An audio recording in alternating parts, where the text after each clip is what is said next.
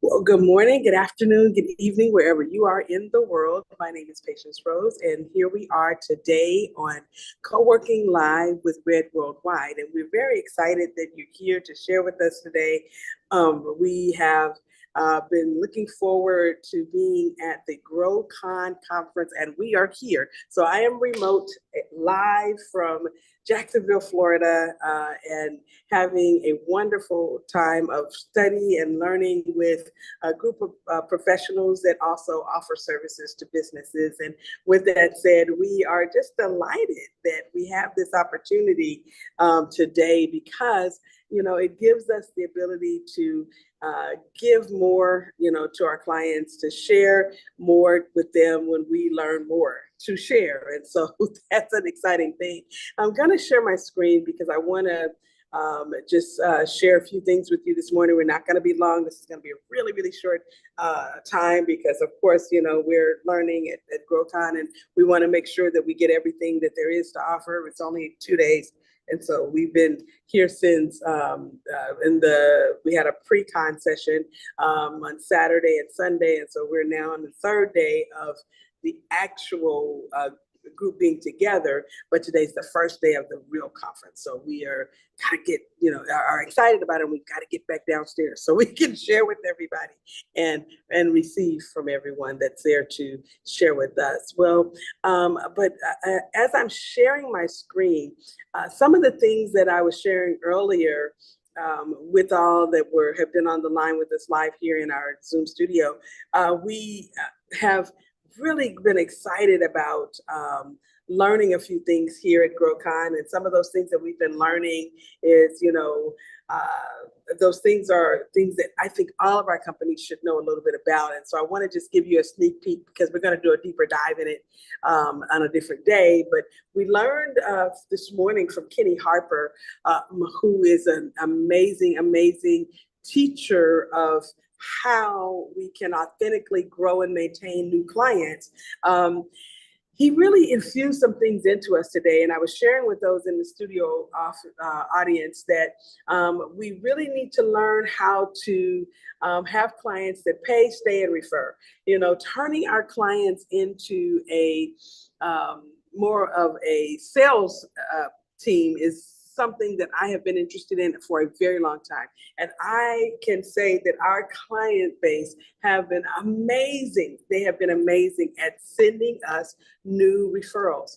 We have been referral based from the onset, and we have not done any major campaigning on YouTube or Facebook or Instagram. We've shared our stories there, and we've shared our impact there. And even on Google, we've shared our impact on Google. We get about 350 or so views on Google a day with people who are going to our website looking for us. They go and they find us from Google, and then from there, they actually click on something or they make something happen from there. We've gotten people to actually become members from Google. So we are surely doing that, but they are going there because someone is telling them about us. We are being referred. And so that pay, stay, refer is really a trajectory. It's something that I believe that all businesses should become acclimated to, because if you can turn your customers or clients into a sales team,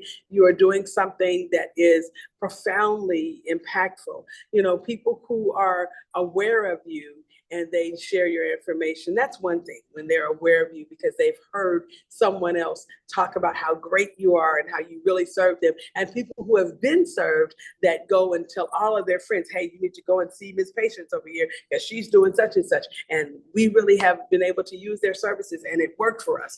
That changes the game tremendously. I can tell you that it is easier for us to close referrals than it is for us to close people who we go out and share the message with. When we see someone who has been referred, it is 100 times easier to talk to them, about what we have to offer, because we can always go back to, you are here because so-and-so sent you, and because they sent you, you now have, the idea that we can do for you what we did for them. And so that becomes an amazing, amazing story, you know. And so I wanted to really give that, you know, to you today. Some of the things that, you know, Kenny was talking about is that, you know, you have to be able to engage. And we spend a lot of time learning how to engage our clients. It's not just about trying different things or trying new things. It's about learning what our clients need and how they need to receive us. And we had to go 100% online during the pandemic. We just had signed a new lease for several offices, had beautiful offices, wonderful furniture, and all of these things, and we couldn't meet indoors. And so with that said, we had to make a decision on how we were going to serve our clients better. And the way that we chose to do that was to make sure that they had the best possible tools to receive us, you know. So we were at one point in time using Teams, and Teams we thought was a really good source for getting our clients engaged in dealing with us, you know, online or in an online environment. But as we started utilizing Teams and the people were still very browser based, we could not get everyone who was in our clientele online using Teams. So we had to spread out, and we decided to utilize the opportunities that were afforded us. We didn't want to use Zoom at that time because at that time Zoom had security issues. So we decided to go with WebEx, and WebEx was an amazing tool. So we were with Teams and WebEx, and when we knew that we were going to have international clients and it needed to be browser based and everyone could get on and they didn't have to have any special you know, type of computer or any type of camera that was special, we would use WebEx because WebEx, Cisco's system was just very far advanced at that time, and Microsoft was coming along, but they hadn't been able to spread out in certain areas just yet. So we used Cisco when we couldn't use our Teams. We still use Teams, but we use Cisco for a lot of our, the WebEx software for a lot of things that we did. And then once Zoom got some of their security things ironed out and we saw that we could, you know, trust the software with our clients, we moved over to Zoom, you know, and we have been using Zoom as our main platform ever since. And I will tell you that coming into this digital landscape and learning how to better engage with your clients is something that you need to be focused on, because I actually was just in a little short meeting this morning with one of our vendors that we work with, where we get a lot of our training from. My mentor and a lot of, I won't say all things business, but a lot of things business, and I were talking, and one of the things she shared with me is that it's quite interesting that their company went completely virtual. They were right at the point of where they were signing a new lease for all of their business, and the pandemic was happening, and they looked at how much the lease was going to cost and looked at the fact that things were getting ready to change tremendously for how things were being done there in Canada. And they made the decision to just go completely virtual. So they don't have an office. They have a virtual office. And if they have to have meetings, which they do have meetings twice a week, they go to that virtual office, but they do not have a physical location where everyone has their own office space anymore. And I'm like, man, you know, I thought we were the only ones that were doing something very similar to that. We do have an office suite, and we do, you know, have that physical office for, you know, meetings when we have to have a specific type of meeting. We have a conference room available there in Fort Worth, Texas, and we receive our mail there. And, you know, we have sometimes trainings and things that can go on there.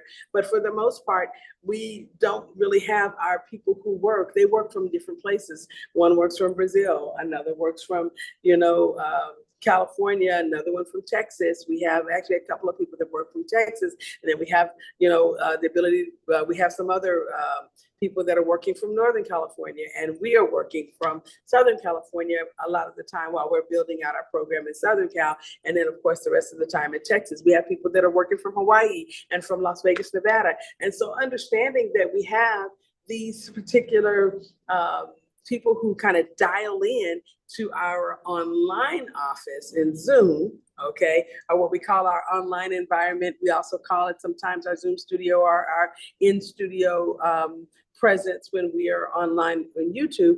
It has given us a different viewpoint of the concept of engagement. So for us, engagement and the demonstration of engagement becomes something very, very different. And I want to talk a little bit about that because I think it's important for you to understand, when you want people to pay, stay, and refer, you've got to be able to, really connect with them. Okay. And if you can't connect with them, they will never subscribe, convert, excite, or award. You won't be able to award them or anything else if you don't, handle that engagement part. And so, how do you identify with your client base or customer base to understand what an engagement should look like? And so I'm gonna, again, like I said, I'm gonna share my screen, and I want to kind of take you into just a little bit because I told you I need to get back downstairs because I want to get more information to share. But I think that, when we are in a position where we learn, what it is that we need, what we need to do with our clients and, what our clients, need to receive from us, we have to first start off, and I've said this before, that we have to first start off by viewing and treating our business as an asset. And when we do that, we put our best foot forward. We brand ourselves in such a way that people get a specific feel from us. Because when you are engaging people, mostly online, they don't have the presence of walking into your office and seeing all of the beauty and the, opulence of an office space. They really only get, a very little bit, of that, when they're mostly dealing with you online. And so there's some things that you have to do online to really craft that kind of presence where people are feeling like, oh, I'm in their online office. And so some of the things that we had to do, because we know we had to maximize, our ability for people to, really identify with us, we only have so many minutes with them, when we are in Zoom, okay, or in, these other platforms. And because we know that the result is what people are looking for, those results are what's going to speak for themselves, so they've already gotten to us because somebody referred us, or, for the most part, they've seen something online or somewhere that gets them to believe that we can solve their problem. But the thing that we have to really get in our viewpoint is that, we have to have something that keeps them at the table when they come to us. So what we did is we put a video in Zoom. When they first come to us in Zoom, while they're waiting in our waiting room, they get to watch this video. And the video itself really does give people a different view of our company. It helps them to see us from the standpoint that, we are result oriented. We want them to streamline their strategies. We have sometimes changed our video around just a little bit to give them a different way of seeing us. But what happens is they get this idea that when they see that, man, these people really are investing in us. They are paying for a higher level of Zoom so that they can do some things, and but they have positioned themselves so that they can serve us, by providing us, even from the onset, even while we're sitting in the waiting room, with something that's going to, inform us, educate us, and leave us with, something we can utilize with our clients or in our business. And so I will tell you that when you brand yourself that way, even in your online presence, then people, they get a different feel. They feel like, okay, I'm home. I'm someplace where, someone is taking the time to prepare for me to be there with them. The other thing that I want to tell you is that some little things that you can also do is, putting up a background. Okay. And having that background available. If you have to leave out to go to the restroom, or you can't be right there when people are coming in and they're already allowed to come into the space, then put up a nice background that's welcoming, that tells people who you are, and that gets them ready for what it is that they're going to be doing with you. That is so, so, so important, because you want them to be able to, again, engage with you, even if your presence is missing for a moment. Okay. Because in those moments, sometimes people make a decision about, I want to give this company a try. They are doing the best that they can to provide something for me. Okay. Something else that you might want to be thinking about is, some of the things that you're dealing with people with are, very complex. And a lot of times, it makes it a real challenge when they're talking about numbers or talking about things in their business that are pain points, things that don't really make them feel very comfortable. And so you have got to do whatever you can do on your end to simplify that process. So it's not just about giving them the feeling that you'll be able to help them, but beyond that, you have to help them understand that you are there for them. Okay, because when you give them the ability to understand, I am here for you. What we're doing in this hour is designed for you, and what we're going to do from this point is going to be all about you. Success is not accidental; it is designed, and you have to prepare and plan to serve. And you have to prepare and plan to serve in a way that people are, they are very much understanding that you are here to make sure that whatever their pain point is, that it gets solved. Okay. And so with that said, I want to make sure that you guys are very clear what those kinds of things mean. Well, let's look at that. Two things. And these two things, I just want you to remember the attention that you have has to be crafted with intention. Okay, when you are in the room with your client, the Zoom room, the WebEx room, the Teams room, or if you're, we're using Kajabi for our coaching clients, whatever that is, whatever it looks like, it has to be something where they know your attention is on them, that you are not distracted by other things. I have had emergencies where I've had to take a phone call. I always will ask the client or tell them, hey, I've got an emergency and, can you give me 2 minutes? And that's in an emergency. I don't, just completely cut the call off. I'll say, just give me 2 minutes and I'll, put my nice little background back up. I'll take my screen, down where they can't necessarily see me while I'm on the phone with someone or handling whatever the emergency is, because things like that do happen from time to time. If you were in a live session where someone was in your office, there are times where you might get interrupted. And so people do understand that interruptions can happen, but you need to, again, craft your attention with intention.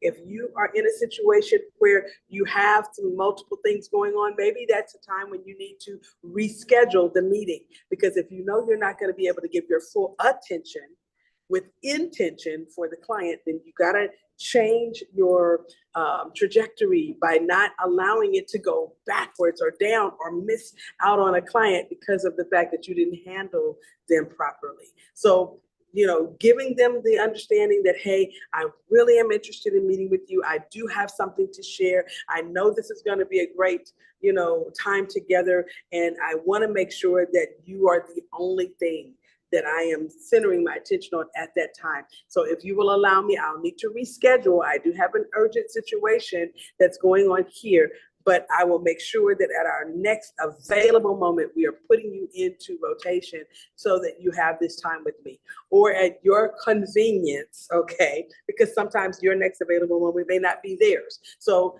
at your convenience, you're able to get back in with me so that we can have this time together and it can be impactful. Those kinds of things are really important because, again, success isn't accidental, it's designed. So because of the fact that you want success with every meeting, you want every person to feel like they're your only client. And that's really important for them to feel like they're the most important person to you at that moment. And the way that you do that, again, is by crafting your attention with intention.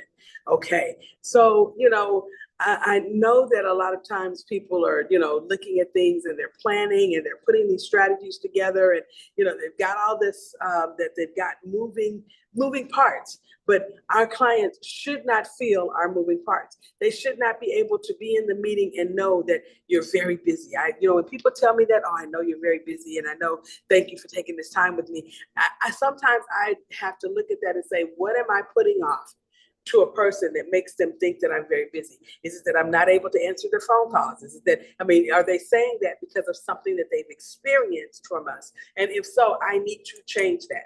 And how do I change that? What do I do to make sure that they don't walk away feeling like, well, I don't know if my job is going to get done or my project's going to get completed because she's very busy?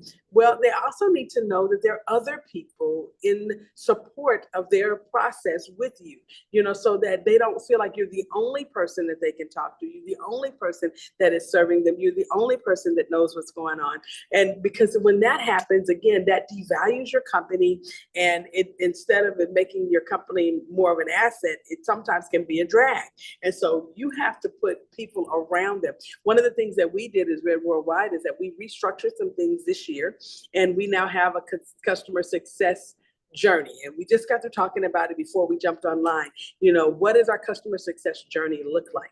Okay, we have a customer success manager or concierge, someone that clients can reach out to if they are not able to, see what they need to see in their portal or in the system, or they can't find their courses, they can't find their way to, get to the community. We have put videos and, of our processes on our website, but if they can't find the video, they have somebody that they can reach out to. Hey, Mr. Kevin, it's so-and-so. I know that, you are our customer success person. How do I get to this? Or how can I make that happen? Or, I'm looking for funding. Do you guys have a blog on that? Is there a YouTube video about this particular thing? And then our customer success person can go through and look through the roster of videos, send them a link, or tell them, hey, that's number such and such on YouTube.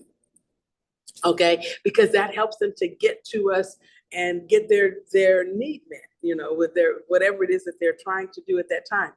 Having processes in place that when someone can't get to a live person is also really great. Frequently asked questions. That's our next step. We're putting those on our website now to make sure that that some things, there may not be that they go watch a whole video to find out how to do it. They can just go to the FAQs on our site and click on it, and it opens up and it provides them with step-by-step or even a database of answers that they can go to. And then we're going to put our bot back on our website. We had a bot before, our AI bot that was before, who would actually, get them to a live person. But what we're doing now, of course, is using AI to get them to the right place in the frequently asked questions section so that those things can be handled, because it's very important for people to be able to get their questions answered and get them answered quickly. Sometimes it doesn't take a rocket science to make sure that a client knows how to do certain things. And we have tried to simplify that process, and we are proponents of that, simplifying the process, making it so that people can't see all of these wonderful things as I talked about, because they don't need to see how the process works. They just need to know that it works. And if you can take them from one place to another, that simplifies the process, it really helps the client. It's not just about hard work, it's about smart work. We do work hard, and we don't want people to feel like, that we are simple in how we handle them, but we want them to also understand that there's some intelligence that goes behind what we do.